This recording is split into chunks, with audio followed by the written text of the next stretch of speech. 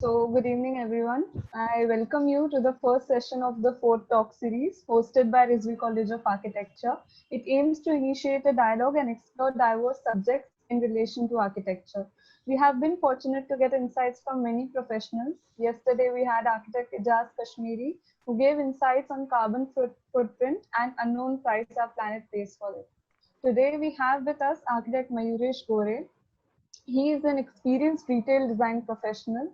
He holds a diploma in advanced computer arts and studied architecture at Babasaheb Bhimrao Ambedkar University. He holds a good understanding of diverse design environments and is well versed in global trends. He has worked with leading brands on design strategies, store architecture, design and project management, and visual merchandising. He carries a rich working experience of collaborating with large multicultural teams and across developed and developing markets.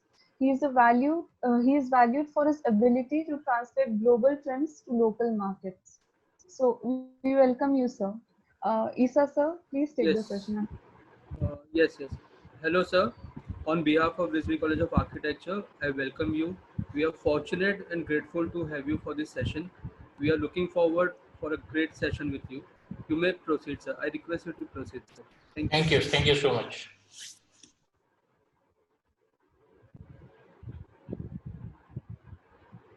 Okay, I hope I'm visible good and audible too. Yes. Perfect. So good evening all, and I'm very excited to see you today for this webinar on approach to innovation. You'll learn about one of the powerful tools of innovation while you're going through this webinar. And more importantly, our goal is to try and activate a practice in you as an architect or a designer that will change the way you look at the things hereafter. So let's get started. Very briefly, GODC Design Collaborative is a multidisciplinary design consultancy which use design as a primary tool to solve complex challenges. And we help clients with design, digital, and project management consultancy. We are based out of Mumbai, and I am Chief Design Curator at GODC. So, in continuation to the very good introduction by ma'am, very briefly, my name is Mayuresh, and I've been using design thinking internally as well as with all our clients for past few years. And I hold rich working experience with collaborating multicultural teams across developing markets. And these are the few brands I worked with as a design consultant, like Apple, L'Oreal, Nokia, Vodafone, to name a few. And it's absolutely my pleasure to take you this introduction to one of the fantastic tools for innovation. So what exactly do we have for you in this next 1.5 to 2 hours webinar on approach to innovation? Is something we'll sneak in through a few of the innovation case studies, some inspirations. We'll also kind of get into the understanding of your consumer or end user for that for the tool understanding. We'll also see what exactly the design thinking is, and we'll learn about the 5 stages of design thinking, the key modules of this entire process or the design thinking framework. And we'll also see what kind of a typical mindset somebody need to possess for innovation. Yeah. So before we begin, let me just congratulate each one of you who have decided to take up on this webinar. And through all these kind of through the agenda, we'll be overviewing one of the most powerful tool of innovation, and we'll take up the questions at the end of the session. To be more successful, I need your active participation. Sorry. Through the questions, if I may ask, if time permits to us. We're keeping the, I guess, the basic hygiene rules. We are keeping the video and audio mute for all the participants to have a very seamless webinar. However, you can reach me through chat window and question answer panel. So let's get started, guys. So let me pick up some projects in the real life to begin with. These projects fit very appropriately in as a case study to start with. And we as a design consultant have been involved directly or indirectly in these projects. So have a look at this.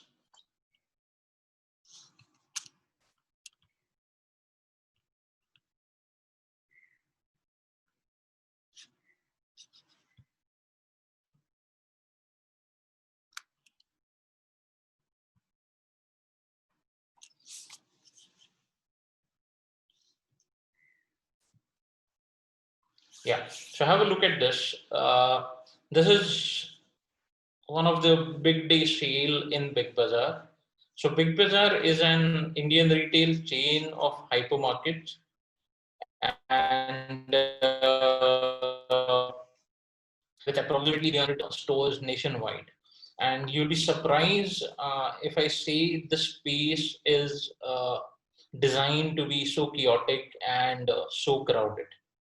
It is purposely designed like this, where say a store zips up and merchandising is stacked up to the roof, and it's super. All the racks, all the furniture is flooded with the merchandising, and it is so chaotic that you cannot take two steps straight.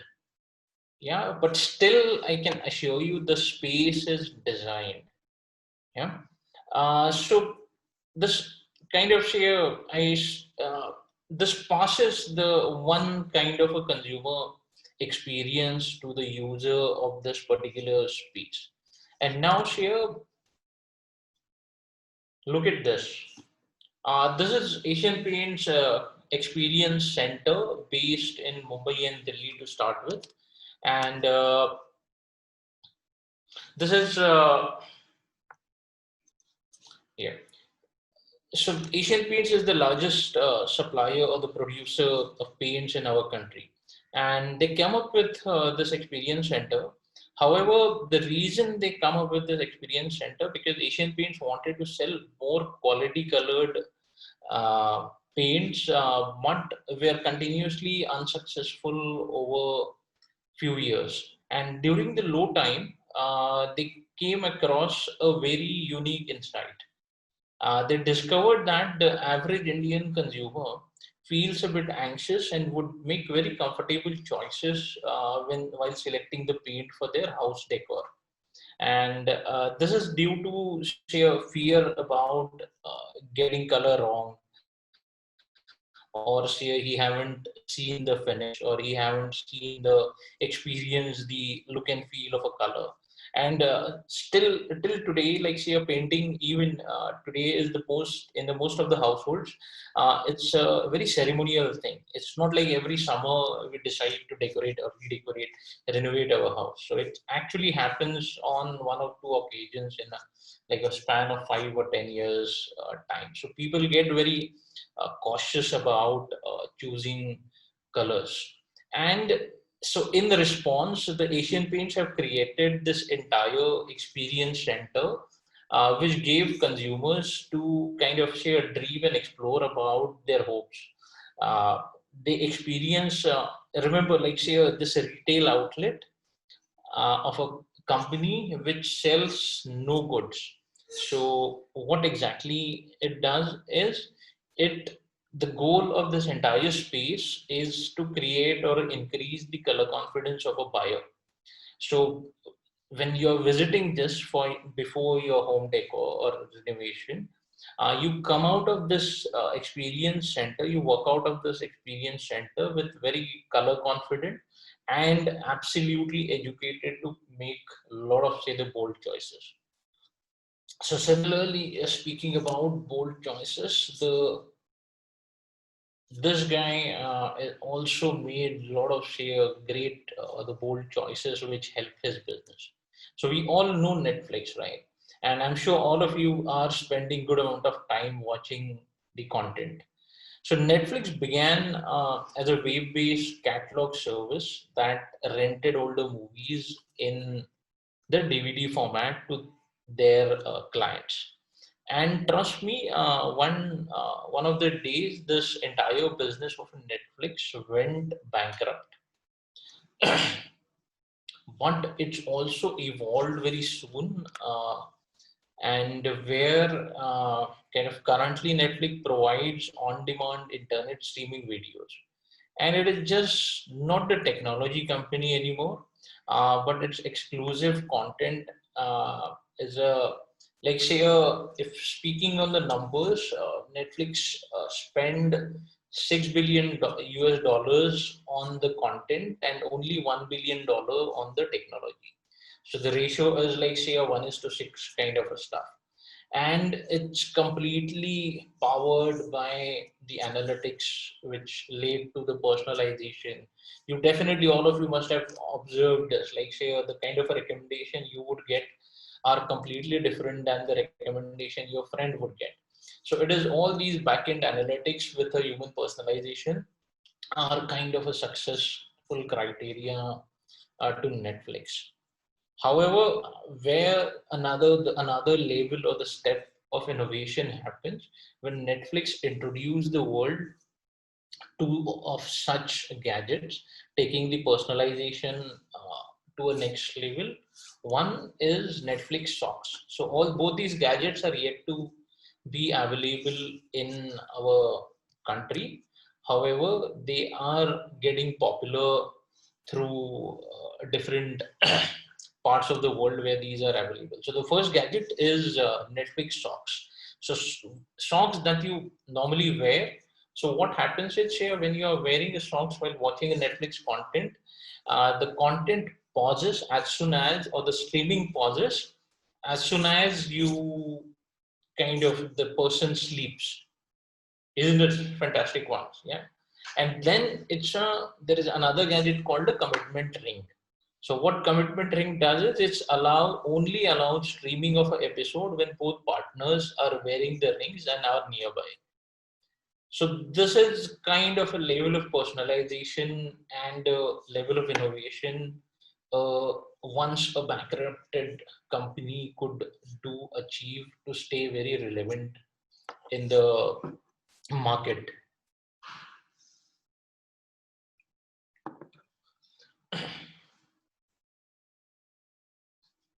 The next in the list is the Bank of America. So what happens is, say, the big question each bank faces these days, or say constantly face, is what would it take to inspire people to open bank account? Yeah. So till today, we don't volunteer ourselves to open a bank account unless it is must. Yeah. So and hence here, what happens is, so remember that this Bank of America have partnered with a design consultancy to understand how to get more people to open bank account. And design consultants ultimately came up with the program which called the design theme, which called as a Keep the Change program. Let me just quickly bring a case study on Keep the Change program to you, and we'll continue on this. So just give me a moment. This video, the short video, and we'll connect it back.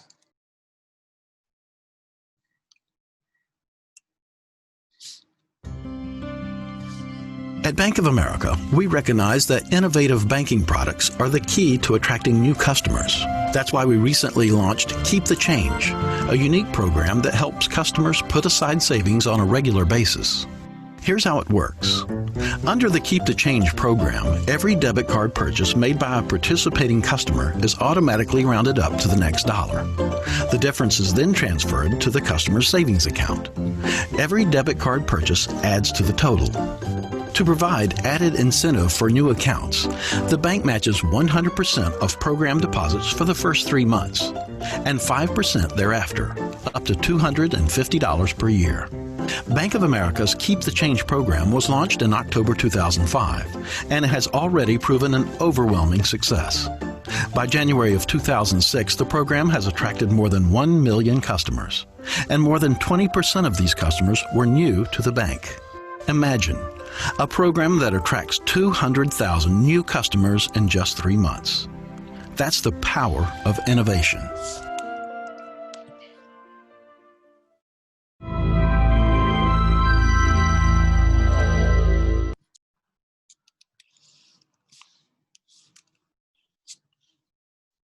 Yeah. Isn't it fantastic? Like, say, acquiring close to 10 lakh people as a consumer and 2 lakhs completely new people around entire United States of America. So what exactly, how they laid this innovation is after making observation throughout the country, the consultants have realized a lot of people which either in charge of a household finances or the people who take care of a finance, they intentionally fudge the funds. So they intentionally kind of say, play around with the mathematics of their finances. And what they do is they round off the uh, the change just to make their additions better, and which this will also lead to adding a buffer in the bank account.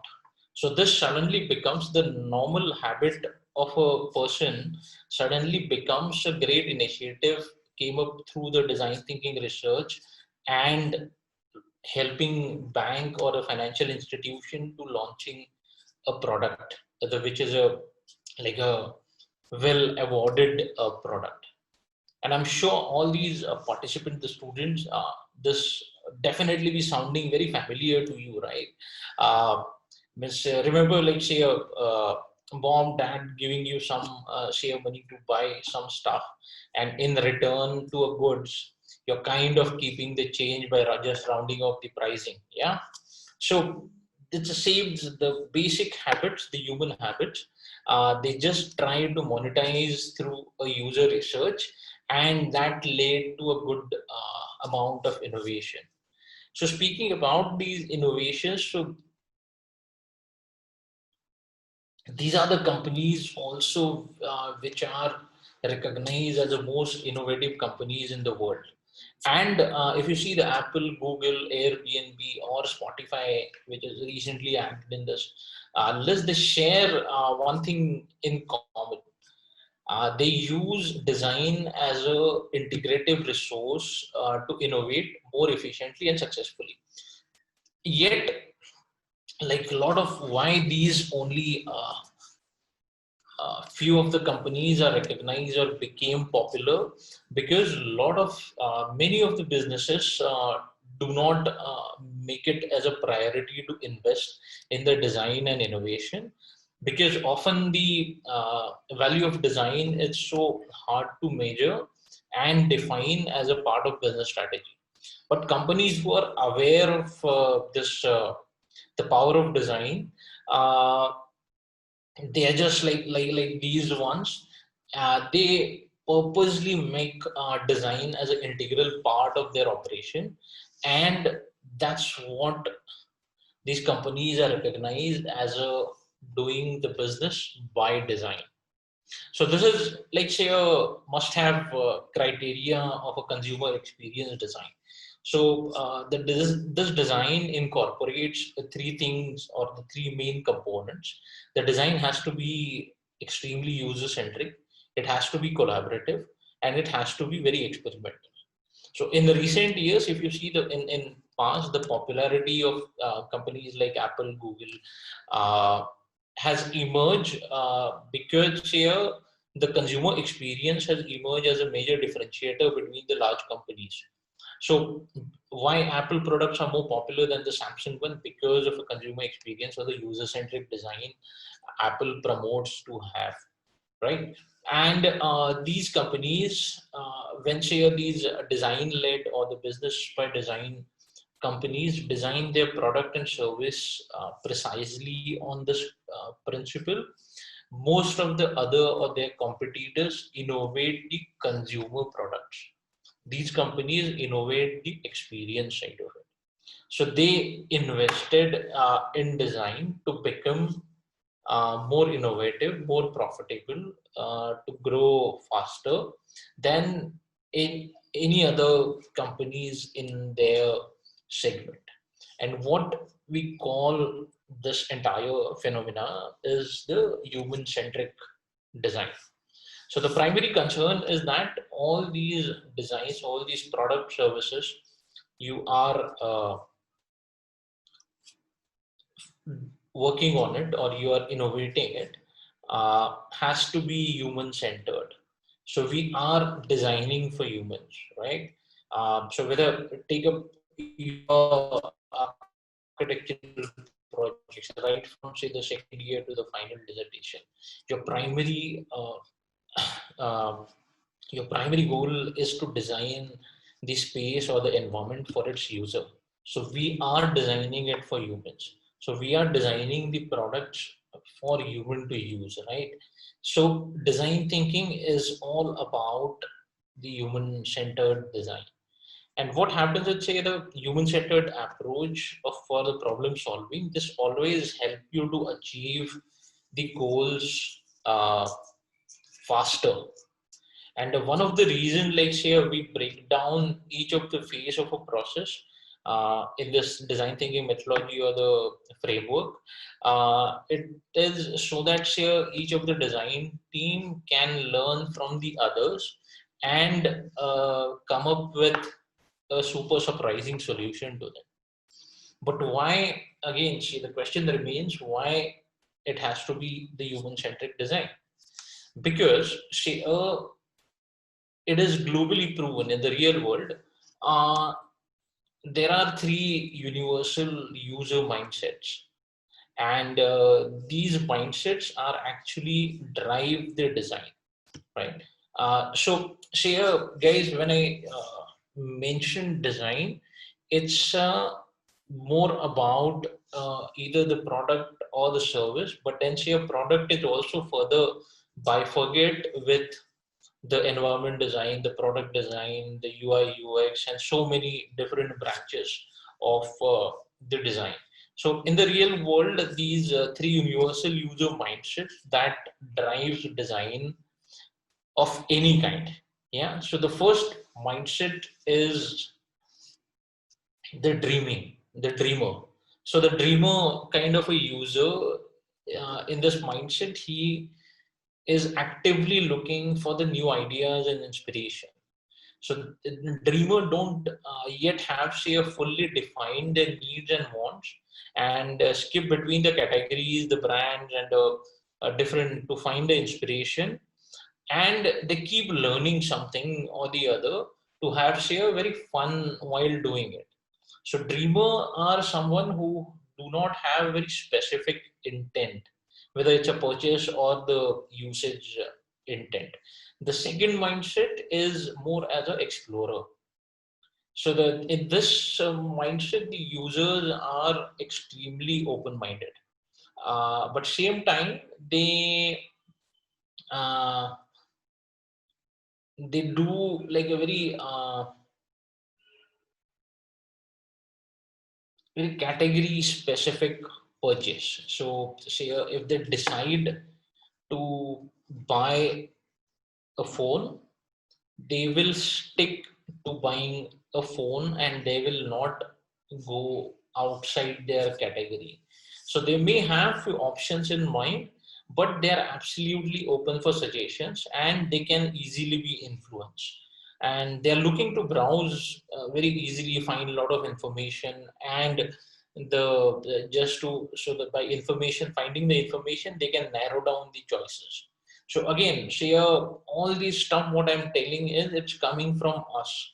So all these participants, you remember when you bought your first mobile phone, you must have say consulted through the different friends. You must have kind of a check which phone is more suitable for you, what kind of a weight, what kind of a geometry, how ergonomically well designed phone. And say every one of these participants definitely have shortlisted their choice by getting more and more information. So you start narrowing down your choices with the information, and this is exactly the mindset of a explorer. The third guy is the locator, the location stuff. So this is the mindset where shopper look for a very specific brand or a product or the service. So again, see, all these, the reason we keep calling this as a human-centric design, because all these data or the observations have come from us, all of us. So when somebody is locator who is a seeker of a specific brand, product, service, you see just around you, you definitely would find a lot of people are stubborn to order food from Zomato and not from Swiggy, or other way around. They don't go here and there. If you want to order a pizza, you would prefer or the stuck to Domino's and don't go to the Pizza Hut or somebody else. So this locator kind of a mindset shopper, they are very specific with the brand, product, and the service. And they often replenish their usual stock. So they're very bland. They already know what specific items they are looking for. And it is kind of that's what they wanted, things to be easy to find and on time and very relevant to their requirement. And this is how share this entire mindset between the dreamer, explorer, and the locator is been defined for the all the projects, and that's why these define on a broader level summarize the human-centric design. But with all these evolutions and the internet and the kind of net speed we are getting these days, and a lot of products or the services which are internet friendly, the lot of innovations are happening in this particular space. There is a one more category which evolved over last year 8 9 10 years, and this category is particularly known as a achiever. So the last guy in the row, so the dreamer, explorer, locator, there is another fourth category called the achiever, the achieving category. So what these guys are about? So these guys are someone, or these set of users are expect the post purchase or the post purchase service on your product or the service they subscribe to. So they are very particular about what kind of a service they are getting after they buy or commit to a product or the service. And again, this is the reason if you compare two products, one product becomes a popular, another product is not so popular, because this particular user set evolved themselves over the last few years. And this set still remains a little common through either dreamer or explorer or locator. But as soon as say you have the conversion, it suddenly this category approach, or say they expect a lot of these post-purchasing product and services. So these four mindsets are like currently which defines or say the sum of the human centric design. But then why this, how we are building this up to the innovation? Because then see a couple of famous people, when they ask about what is design and what is innovation means. So the Charles Eames, the furniture designer, he said that recognizing the need is the primary condition of design, right? So this is what even here we all of us have been taught, that recognizing the need is something. So what he meant is, even before there is any design, there is a problem that need to be solved. And all these great designs, the famous designs, will always evolve around it. Yeah. So same question was thrown to Tim Cook, the CEO of Apple, and he said the great product isn't just a collection of features, but it's how all these features work together. And thirdly, the guy, the Bruce Nussbaum, he is a fast company innovator. When he was asked about, he clearly quoted, like when people talks about innovation in this decade, they actually, or say they really mean design. So if I have to kind of sum up these three quotes of the very relevant people in the industry, what they meant is the innovation, design, and identifying the need on which, say, your design can revolve around is something, say, as a design thinker, as a practitioner, as an innovator, somebody should be keeping in mind. So what it means is, say, the entire theory is based on these three parameters: the invention, innovation, and creativity. So invention is something which is absolutely new, right? The innovation is the we use the invention and made, or say, the usage of invention in an innovative way. And creativity is, of course, a thought which may not work, but it's kind of, say, the support innovation than more than the invention.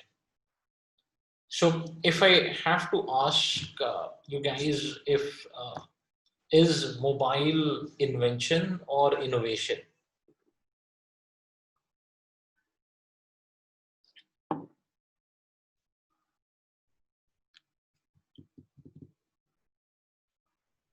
Yeah, so mobile is innovation, telephone is invention, and the reason and the creativity applies to a lot of these the colors and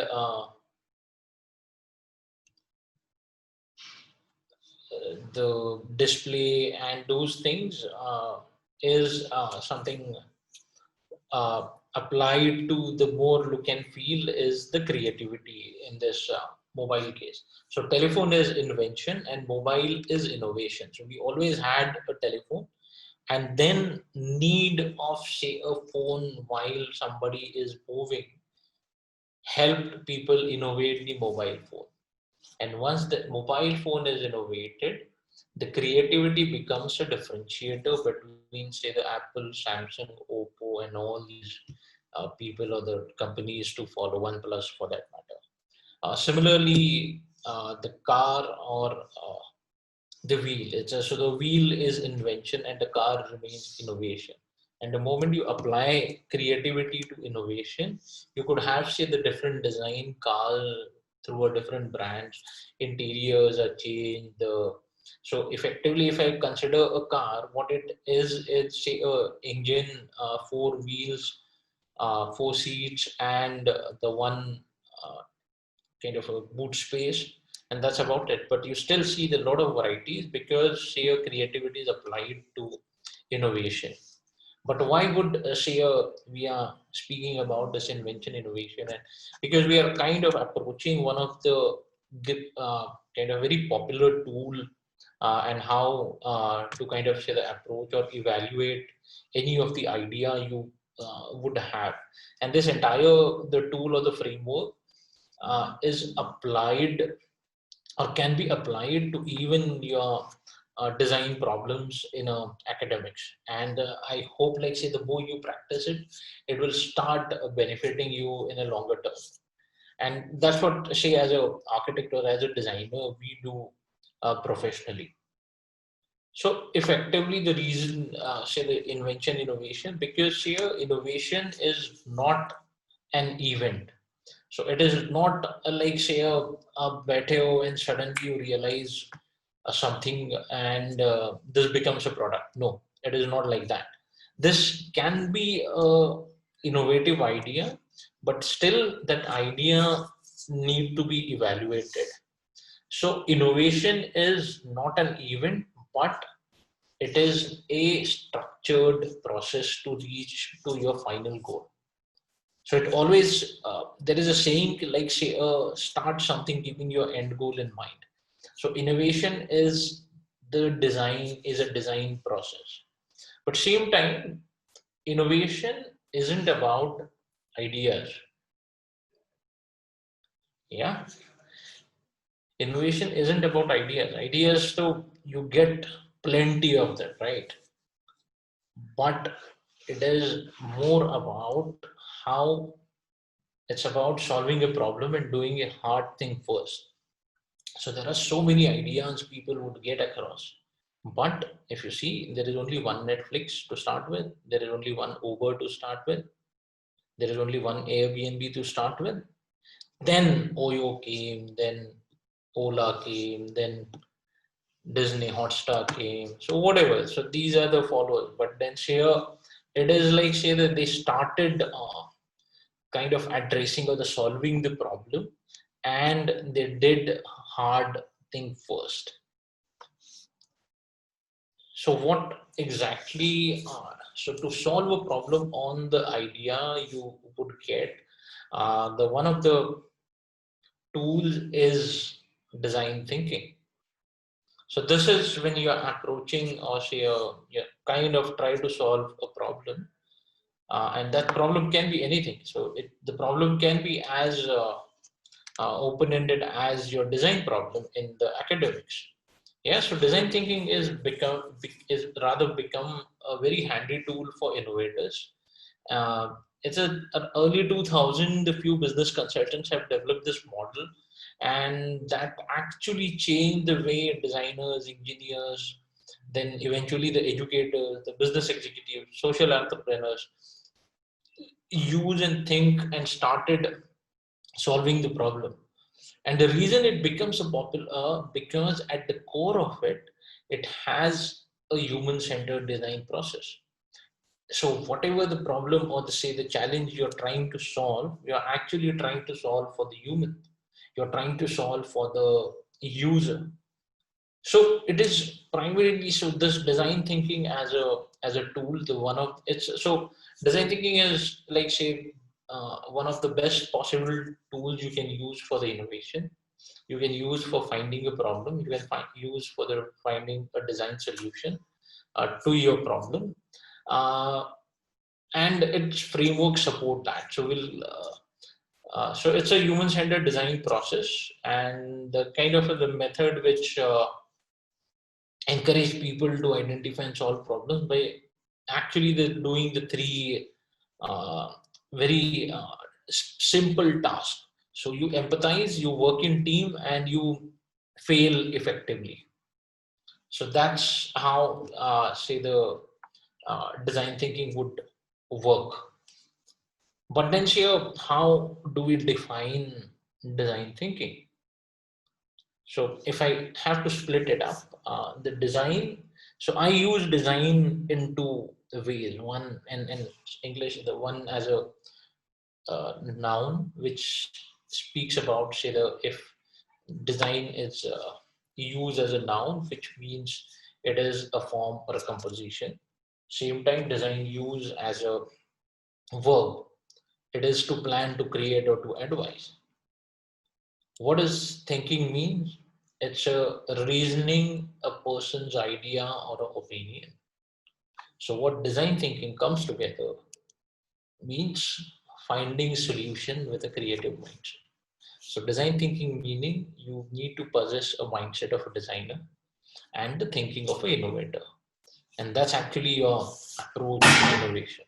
So when you want to apply this tool or this method along with its framework, how will you apply it? You'll apply with the mindset of a designer and thinking of an innovator.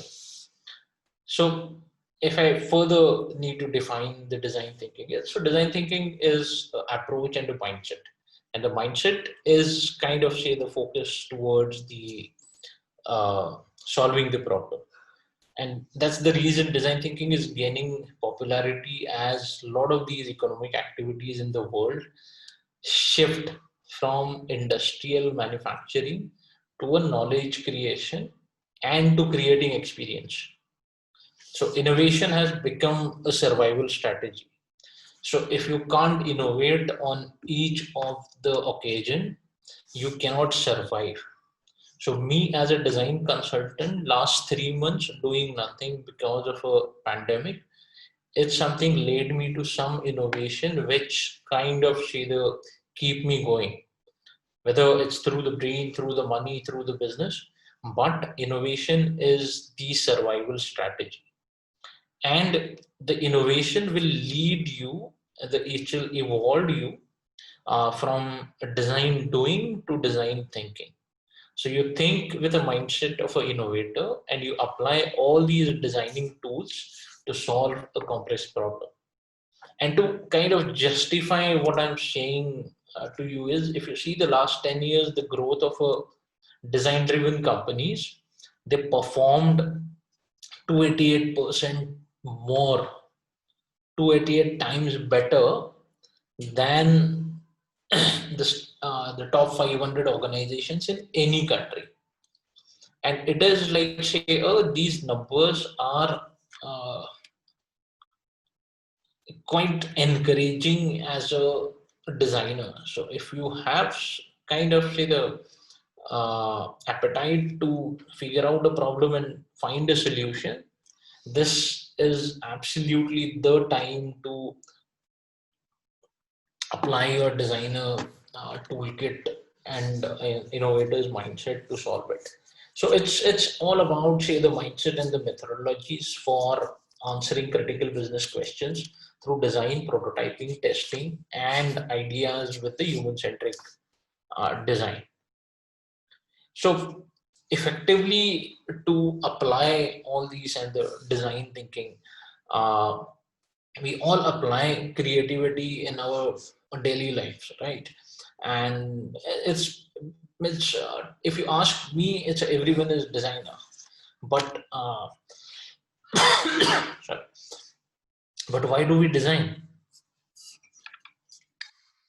Any of you guys have asked yourself, that's apart from say you need to clear the exams, you need to kind of say the uh, get good marks. Why do we design? Even professionally, if I ask me. So a lot of inherently, we like to solve problems. And each one of us develop the deep understanding of a user's life and its unmet needs.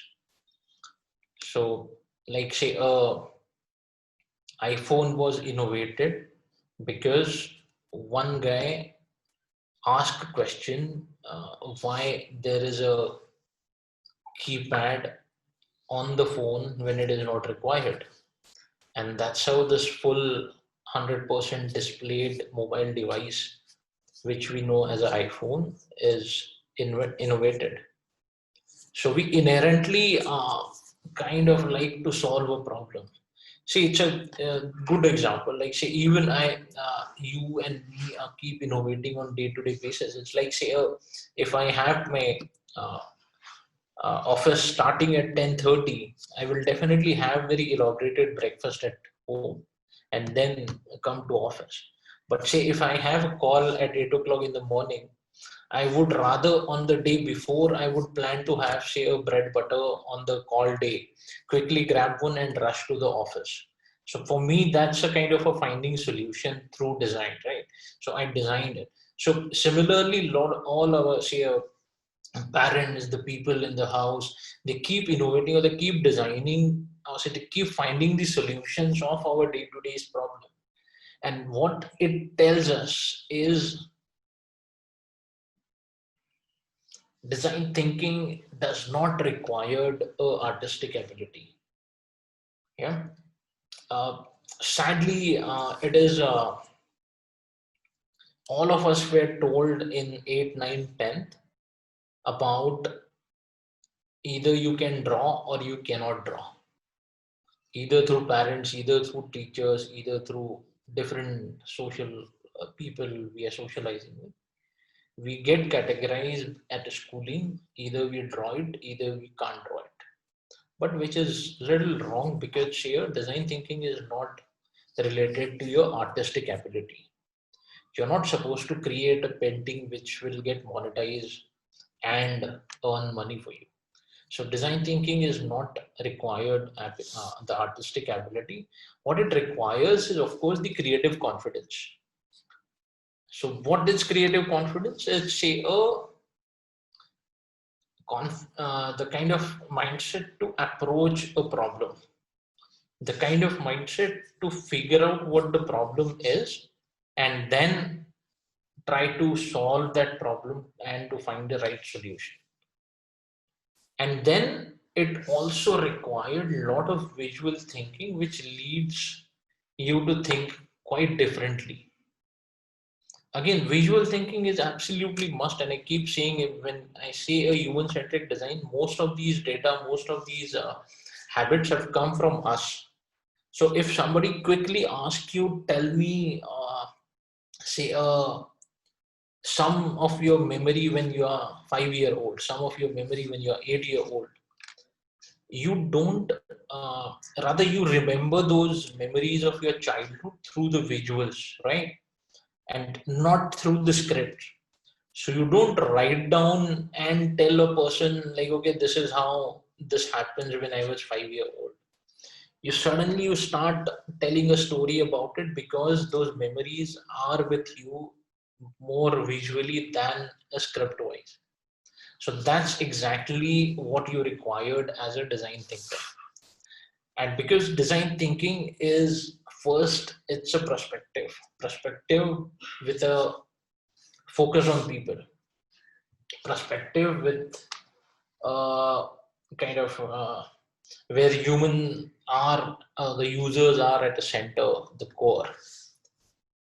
Then it's a very holistic approach. So design thinking don't just touch a single aspect of a problem, but it touch or say the find answers for a problem and an entire life cycle of a product or the life cycle of a space or of a service.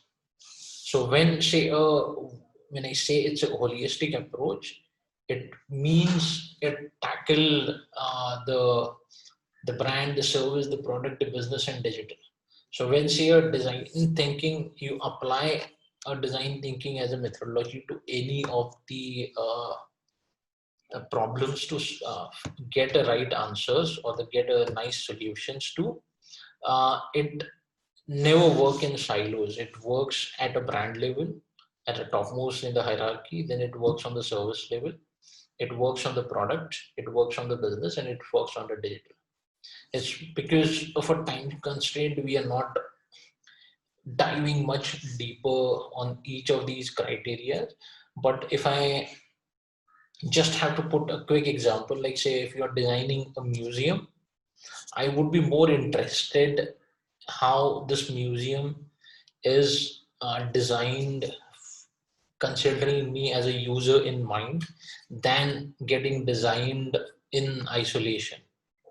So right from say the me entering in the campus to parking a car to getting an inquiry desk to making me understand what exactly this entire tour going to happen, how say I'm going to see which kind of categories, pictures or the art forms where, how will my exit be, what kind of I'm supposed to gather, how this entire tour going to be. So this is end-to-end experience which tackles on all these forms. So that's what I said, the design thinking works as a holistic approach, and it is more about value creation than the value capture. So if you only like say definitely at the early years of architecture or as a designer, you end up like say the single family residence. If somebody asks you to design, you just for you remember your first design, right? The first design would be just assembly of a different rooms as per the uh, design brief, but then you start evolving it. So that's what I said. So it's not about say the, so when you are assembling the rooms, because brief में लिखा है कि एक living room चाहिए, एक kitchen चाहिए, एक store room चाहिए, एक पूजा घर चाहिए. It is about say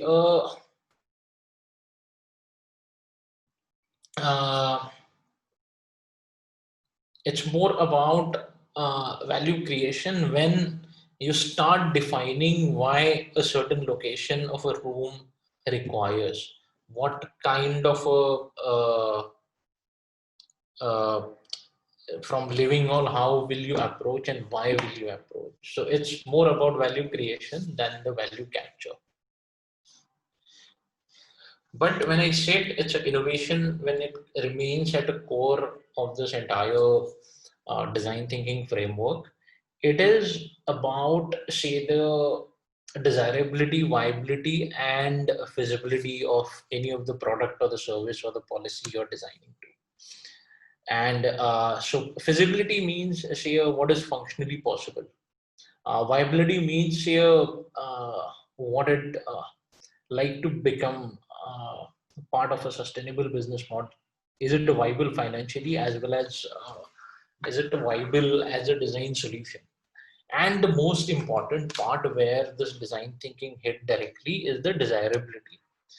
Whatever you're designing it or whatever the solution you're finding it, does it really make sense to the people, and does it really applicable or say the beneficial for the people?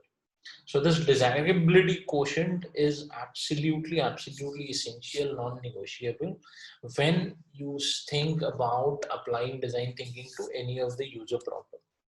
And it right from, say, doing any environment design to the product design to the service design, or from the policy design. If you definitely find a lot of government policies it doesn't make sense to you as a end user, because they might not have gone through the entire human-centric design approach. They just remain, or say that they purposely kept themselves at a policy level, and then they decide to kind of grow this policy uh, organically on you. So this desirability is absolutely essential when it comes to the design thinking framework. And so what exactly this design thinking look like? So let's understand this concept about how the design thinking works as a one of the uh, most preferred tool to innovate. So the primarily this diagram, these are the modules of design thinking steps. And this diagram, it shows the 5 modes that we identify as a component of design thinking. It consists of, say, 5 phases: empathize, define, ideate, prototype, and tasting. So this process is a perfect for situation where overall challenge is not clear at the beginning, and or say you have a problem that are as it little unknown to you. So you kind of run your challenge through these 5 modules, and you'll arrive to a solution more precisely, and it will surprise you with its uniqueness altogether. So when, say, I kind of say the split this process, the 5 modules further, they would look like this.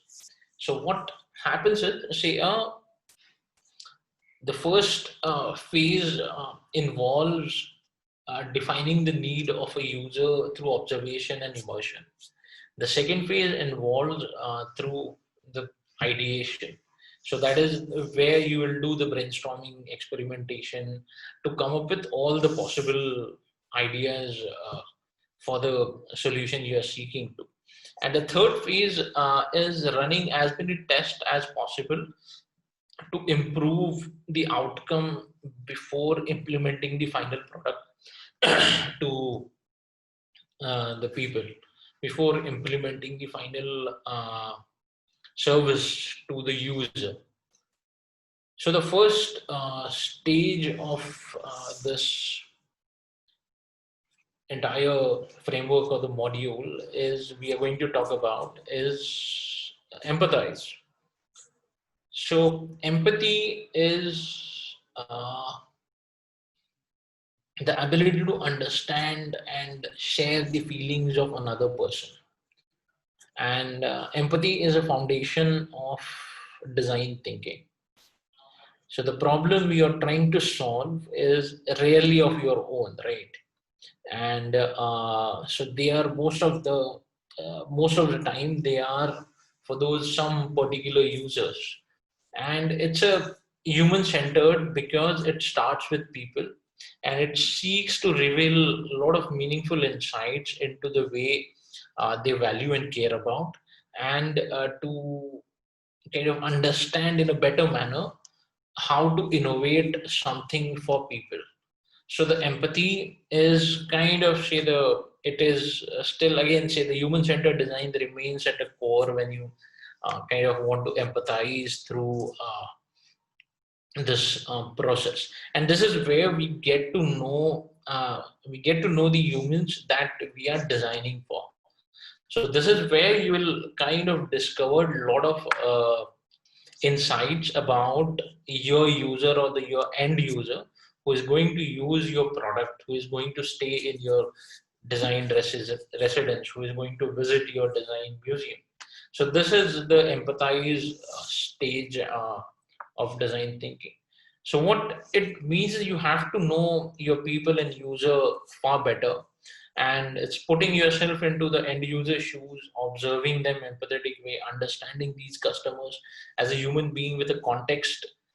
So with a context is like a key word, because you just can't randomly start observing people, right? If you are designing a single family residence, you are actually supposed to be uh, case studying the single family or the families rather than say a college student staying in hostel. So they'll not give you any kind of a data for your design problem.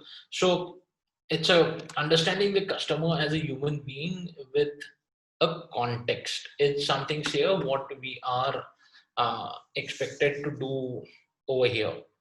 And it is like we believe like the better we can empathize with the people, it's very easier we can create a value for them. So if you remember the earlier slides, it is all about value creation than the value capture. But then how do you empathize it? Like through observation, through engagement, and through immersion. So observation, where we use observation uh, not to judge or draw any conclusion, but just to get curious. So how people are like, say if you are designing a staircase, so what will you observe? You will observe how people are holding the railing, how people are walking through steps, are they skipping certain steps, what are the do's and don'ts they're doing, are those what kind of a material it is it the slippery material or the matte finish or the non-slippery thing, what will you do to keep it. So it is more about getting curious. It is we observe what people say, what they do, and more importantly we seek to understand what deeply matters to them. Then say the emerging the engaging is something say the you sort of say the you're learning from their perspectives, you're learning from their perspectives which can be stretched your thinking. So somebody would complain about trade and riser, somebody would complain about the proportions of steps, somebody would complain about the height of a railing. So you kind of stretch your thinking, which will help you to see beyond your assumptions, and which kind of say the bring or which will start leading you to a very bold new idea, right? Because if it's like you on the first year in the basic design you were told the railing has to be, or say the what could be the minimum height of a railing, and that is how been carried out through all 5 years of your design project, unless you start questioning yourself, you start stretching your thinking, and then lead that thinking to some bold ideas. And then immersion is like immersive empathy is through experiencing what you get beyond the only or the solely intellectual understanding and gain more uh, visual senses and through a complete different perspective. And so that's how you'll observe, you'll engage yourself in the situation, and then you'll immerse yourself through the observation and engagement. But then it's more like, say, what would be the designer's approach to kind of gain the empathy. So first would be, you have to go without a judgment. It can't be the case where you're going with some preconceived notions as a designer. You have to be completely blank state. Assume, like, say, you were asked to design a space for 80-year-old person or a group of people whose average age is 80 years.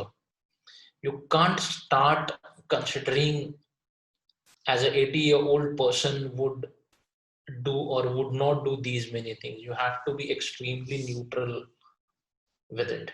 Then have the beginner's eye. So what I meant as a beginner's eye is, start with zero, start with the very first step about the challenge.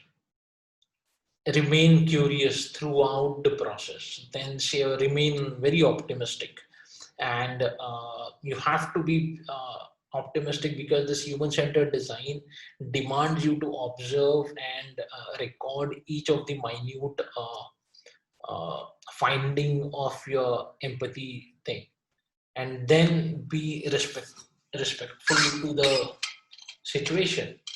So it is like, as I said, the 80-year-old, you have to design a space for some 80-year-old person. Then it is more about, say, how empathetic, how respectful you are with a user, with a human who is going to use that space, who is going to use that product, who is going to use that service. So you have to be approach has to be very respectful to it. And then, say, if you exactly need to do that, what you are required to do is, say, recognizing existing knowledge, which means, say, sorry, it's a more what we call as a literature case study. Then identify people to speak with. Then choose the research method through the observation, analogous inspiration, individual interviews, in context immersion, self-documentation, and expert interviews. So my sincere apology, guys. I'm running a little fast. I understand this, but say, effectively, when we do a certification course on design thinking, this entire topic and each of these pointers would get discussed and taught in 6 hours or the 9 hours session. So here, this is absolutely the overview of one of the tools to innovation. And we are just kind of, say, touching base each of these concepts about how these 5 modules can lead you to a more innovative approach and the mindset. So second, in the 5 steps modules, you've done with the empathy, and now it's defined where you are reframing the problem. So the second step in the design thinking process is called the definition, or the define. The problem needs to be clearly defined in order to satisfy the needs and through creativity. And the define mode is a mode, or this is the stage where you unpack all your empathy findings into needs and your insights and scope to find, or say, to frame a meaningful challenge to you. A lot of time people will come in assuming they know what the problem is. So what you want to do is, you want to, like, say, try and make some time and space for that problem to be developed, to be grown on you, then refined or reframe it until you actually go, or say, dive deeper to the problem. And one good way of doing design kind of a definition of a problem is analysis and synthesis. So analysis, synthesis is the art of, like a lot of people speak of, call it synthesis as a hypothesis. Also, they kind of assume a condition. They can assume some situations to frame their problem. So the synthesis more as a meaning making, pattern finding uh, process, which will set a certain direction for you to solve or say the frame a problem. So when you have, say, your observations and finding from an empathy stage, you apparently synthesize it to find the insights and the opportunity. So now if you see this girl who is like trying to reach the bookshelf. So can anybody, no, okay. So what exactly this girl need? So now say that most of the time, like 99% of the time, people come up with the solution that the girl would require table, chair, or a ladder, or a bionic arm for that matter, so that she can grab a book from the higher shelf. But if you remember, when even earlier, as I said, you also need to see the context. You also need to see the context in which this particular action or the user is behaving. So what if I kind of say the peeping through her this environment and see that this family has a guest and her parent are speaking to that guest, attending the guest. So what happens is here to me as a design thinker, when I delve deeper, I thought what the girl is doing is she actually not requiring a book, but this is her way to grab attention of her parents because parents are busy with the guest. Now this is her, like say, so my analysis is she would want to reach a bookshelf which is beyond her reach, but my synthesis is something here with a context. I try to figure it out where she is doing this because she wanted to grab an attention. So now that's the synthesis, and say what all your findings in the empathy stage, what you're supposed to do is kind of convert those findings, convert those observations, churn them out through analysis, and then push to the synthesis. So, but then here, how to synthesize it? So, effectively, what you would do is you start telling stories with context. So, who is the person? What surprised you? Where did you learn about this entire event? You start putting the context to it and say, how did you find it inspiring? Whether it's the action is inspiring or the data is inspiring, not inspiring. Then capture all what you said and then start analyzing and putting some interpretations to have, say, a more meaningful way of framing the problem, and which effectively will lead you to ask a more precise question or the frame the question which becomes your problem statement, right? So which is how might we. So HMW is something what we abbreviated in, but basically that what we are talking about here is the problem definition or defining the problem. So now a lot of time people will come in assuming they know what the problem is. So what you want to do is to try to make a, again, say a uh, wait for some time to develop what the problem is. So refine, reframe until you get what actual problem is, and then that problem need to be solved. So when how might we is the one of the ways to kind of have your problem in a more definitive manner. So how would you do it? So it's a HMW questions are very I would say, short questions to launch the ideation, which is the next step. So it's like, say, how might we enhance the experience at a movie theater? How might we enhance experience at a wedding launch? So they are these questions are again, say, the broad enough to include the wide range of solutions, but they are narrow enough to impose a very helpful boundaries. So if, like, say, it can be like, say, how might we enhance the wedding experience of people at a restaurant? So this gives you a multiple opportunities to kind of play with the solution, but same time it gives you enough narrow enough boundaries to kind of restrict you to not go beyond the wild ideas. So when, say, it can be when you're formulating HMW question, it's more like, say, you can't eat ice cream everywhere, because, say, the ice cream will keep sort of, say, the dropping off the cone, because its a melting point is very high. So it's hardly takes some minutes to ice cream get melt.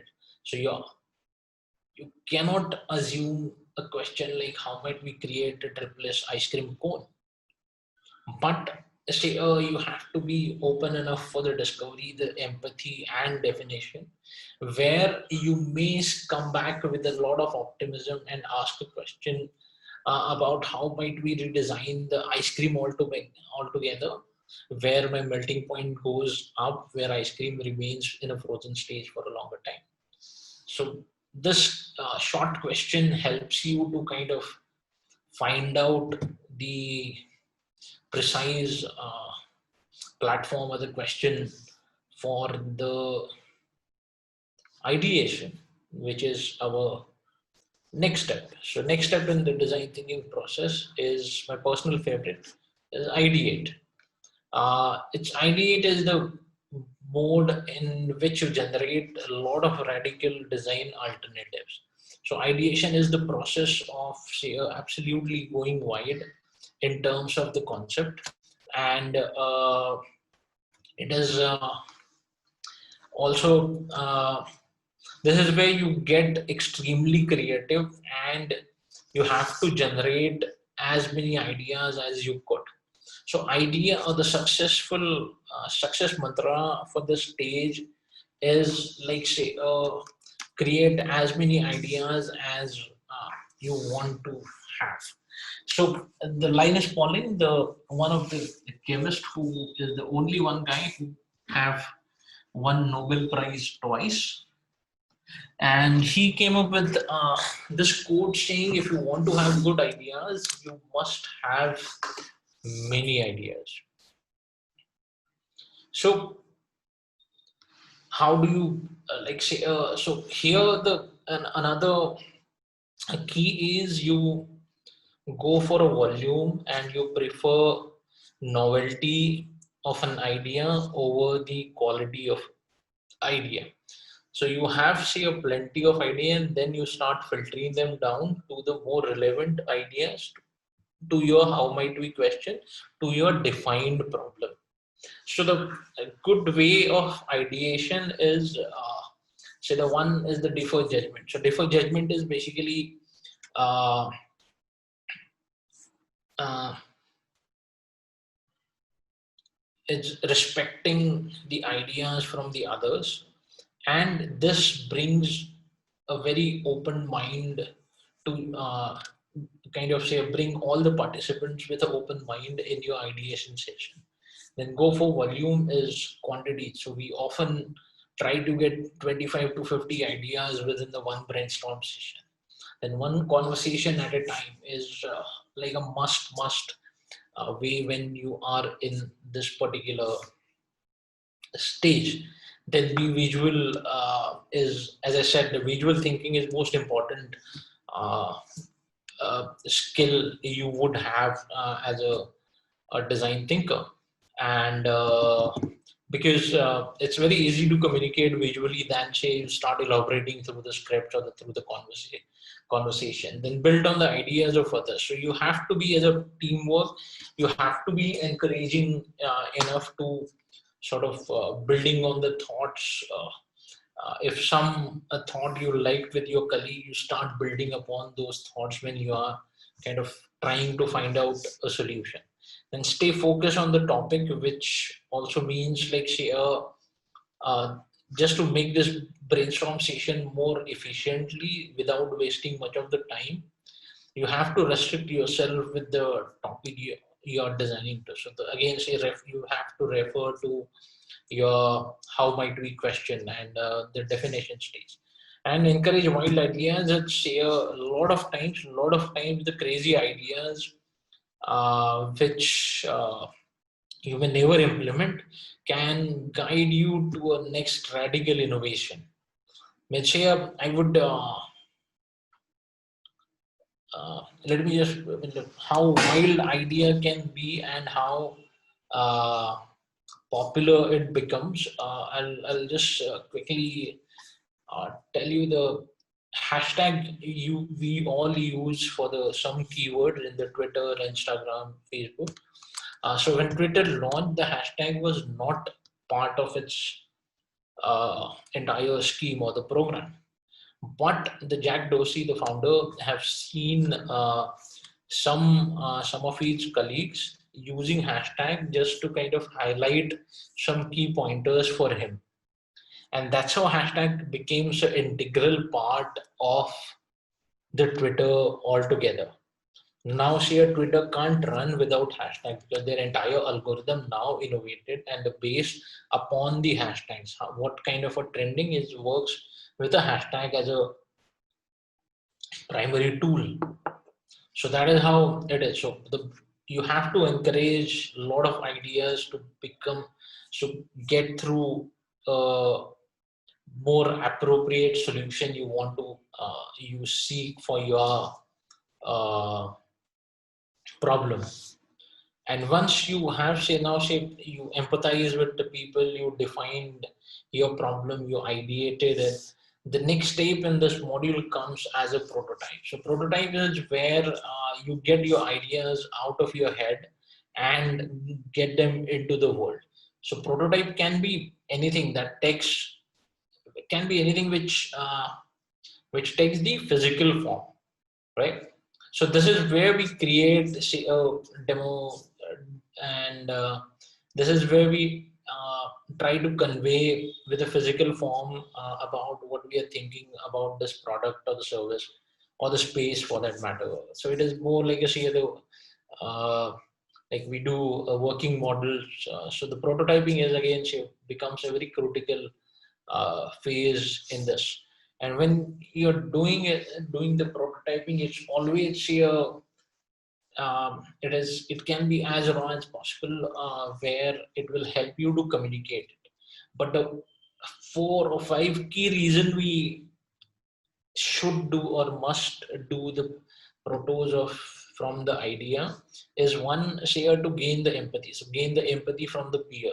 So our bosses, our clients. So prototyping deepen the understanding of a user and this design space. So it applies kind of, it validates the context. Then the exploration. So prototyping is again allow you to develop multiple concepts to test in parallel.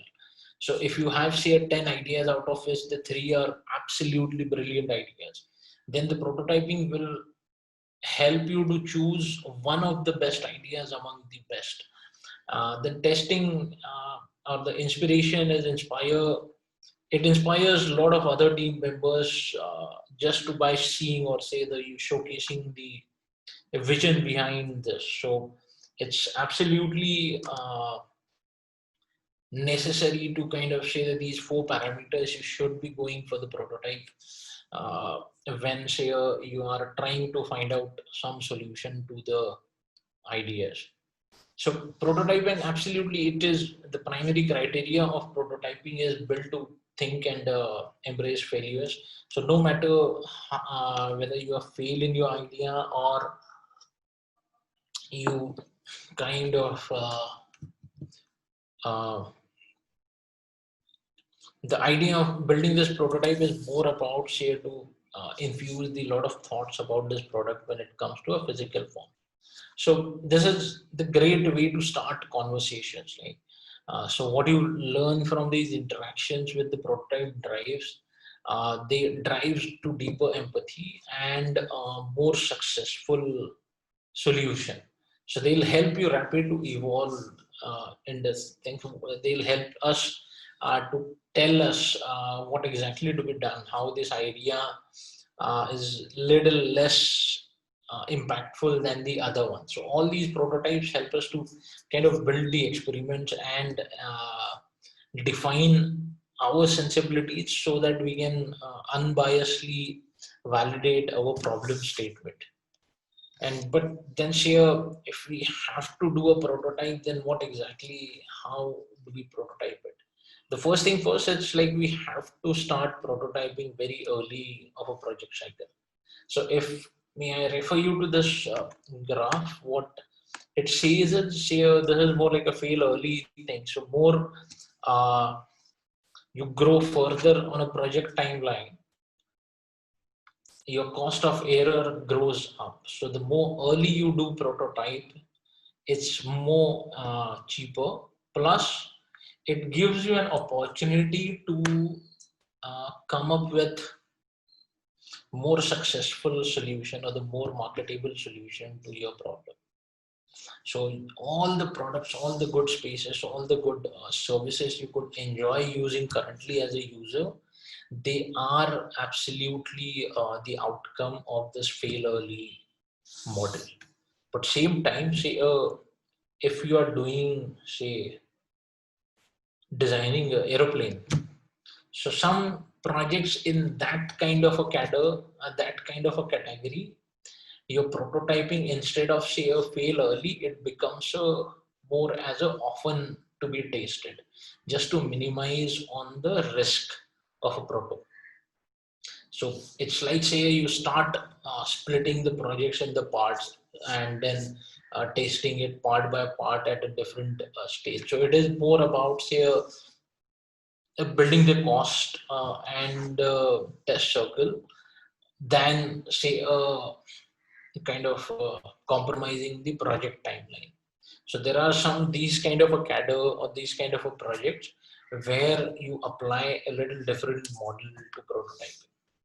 Once you are through with the prototyping, the final stage, so the last phase that I'm going to talk about is called the tasting, the test. And I'm not going to say this is the final phase as a precise final phase, because this test, in the test during this phase, will definitely learn something to take us back to either read through our empathy researches or say the ideation stage. So in this phase, the team will rigorously test the product using all these findings and solutions that were discovered in the prototyping phase. So whatever you have observed the challenges in the prototyping phase, in testing you validate those challenges. The test is when we put out your product into the real world and test with people which are supposed to be using this product, which are supposed to be using this service. So this testing again become a very critical step or the module in this entire uh, evolution. But then here, how do you taste it? So you kind of test between the build, share, and reflecting. So build is, of course, the making something physical. So once you're at an ideation, you take out your idea to a physical world. You sort of say that goes with this tasting part. Then it's a share. So it is you can't keep your ideas or the physical form only to yourself. You have to, you don't try to sell your idea, but you do your best not to defend it also. So you welcome your feedbacks through the customers, the stakeholders, and this is the stage where you share your idea to so a lot of people so that they can come back with the good feedback, the very productive feedback to your product. And reflect is where you are absolutely openly listening very carefully what other have to say and think about it, just to make your product more foolproof and ready to be in the market as soon as it could. And sometimes it's all about, say, the reading between lines. So to pay attention to the body languages, pay attention, and don't worry if, say, your feedback is not positive at all. So the idea of prototyping is uh, to kind of have a reflection of your thoughts when you see your product or the service in a physical form. So that's kind of a end of so I've presented these design thinking modules, the 5 modules, and the reason I chose, say, when it's approach to innovation, the design thinking is becomes a very key popular tool to kind of arrive to your innovation. So these design thinking modules, all of them are the different steps that uh, we use in our program. Means if you kind of have seen this presentation, this is structured in a very linear manner. The A follows B, B follows C, right? So you have, say, empathize, define, ideate, prototype, and a tasting. But as we go into each of the steps individually, you would see there is a lot of overlap, and they go a lot of times back and forward, and sometimes they forms a kind of very infinite loop. So design thinking can sound simple, but have empathy, then say make models to unpack complexity, then explore the solution with prototype, engage team, and you're through with the product. So it is not actually, right? So let me just remind you, it is it's a mindset to approach a problem, and you will find this non-linearity approach to the level of last ambiguity you could introduce, and the openness to its inputs and the feedback on very rough ideas, which can be sometimes very stressful because you get a lot of times the negative feedbacks. And but what you will learn through, say, a more diving deeper through these course of design thinking, and it's more about, say, how design thinking uh, is employed to approach a great solution. Design thinking should bring your ideas to life, putting humans at the center of each of the process. And so students, it's if you remember the way we started with a very messy Big Bazaar snapshot, the photograph of a very not so organized Big Bazaar store. Have a look at this. So this is Big Bazaar 2.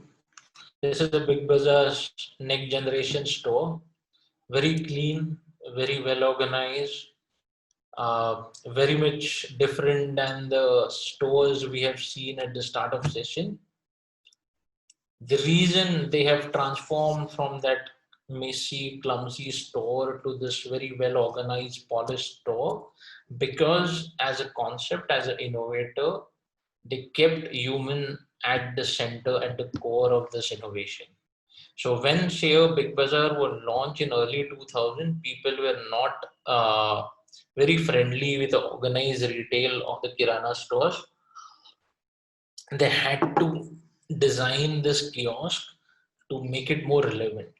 And since now people of our generations don't prefer that kind of a crowd or, say, the messiness, they innovated themselves from that particular, say, the kind of a store to this particular kind of a store, which is very organized, very articulated. And kind of say, just to kind of quickly summarize what we have gone through on this. So design thinking is the process that designer have used, sorry, designer have used to kind of say create the products or the service for the world that see around us. So it's a great way of encapsulating a lot of many different things that we would do to innovate. And this is so it has to be a human centric, it has to be a very collaborative, so it answers the larger section of a people crowd. You have to be, as a design thinker, extremely optimistic and super experimental. So this is kind of, I quickly add up to this is more as a process of possibility, and the outcome are endless, infinite. So we create, like we incorporate logic with our imagination, the intuition, uh, the finding through empathy, and we try to observe a lot of things. We also incorporate the system thinking, the systems, and critical integration with design thinking. So this is all stuff which will lead to kind of a infinite possibilities, and this can be applied to every segment. So as I said in the beginning, this as a concept, this design thinking as an approach to innovation, idea is, say you start developing your way of analyzing, your way of thinking about any product or service, and why exactly this is designed and how they are designed to be a human centric. And that's where, say, we are with this methodology. So thank you so much. Thank you for